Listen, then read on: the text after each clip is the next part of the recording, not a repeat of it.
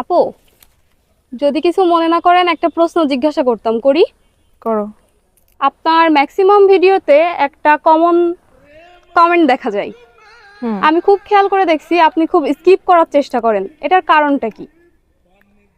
আচ্ছা, আমি জানি তুমি কোন কমেন্টের কথাটা বলতিস। এই পর্যন্ত এই গত 2-3 বছরে এই কমেন্টটা প্রায় 1 লক্ষেরও বেশি এই একটাই কমেন্ট পড়ছে। তো যাই হোক, আমি মনে করি যে কমেন্টটা ক্লিয়ার করে দেওয়া উচিত। সবার একটাই প্রশ্ন, আপনার হাজবেন্ড কোথায়, আপনার হাজবেন্ড কোথায়? আসলে দেখো, একটা মানুষ সম্পর্কে বলতে গেলে অনেক উঁচ নিচ, অনেক ধরনের কথাই চলে আসে। হ্যাঁ, যেই মানুষটার সাথে আমার কোনো ধরনের কোনো সম্পর্ক নেই গত 2 বছর, তার সম্পর্কে আমি আর কি বা বলবো।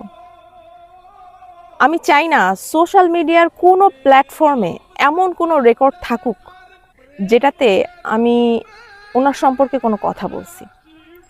কারণ আমার লাইফ তো শেষই, আমার শৈশব দেখা শেষ, কৈশোর দেখা শেষ, বিবাহিত জীবন ওটাও দেখা শেষ, কিন্তু আমার 2টা সন্তানের জীবন কিন্তু এখনো ইনট্যাক্ট।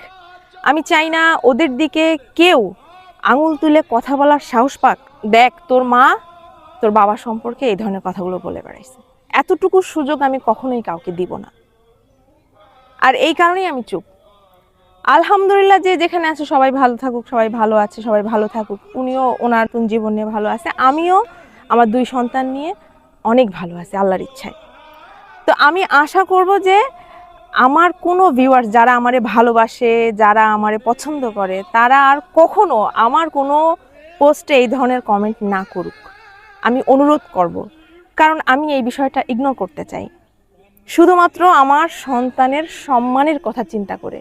আমি নিজে যেহেতু এই বিষয় নিয়ে কথা বলতে চাচ্ছি না, আমি চাই না কেউ বারবার খোঁচা প্রশ্ন করুক যে কোথায় আছে, কি হয়েছে, কেন হয়েছে, অমুক তমুক।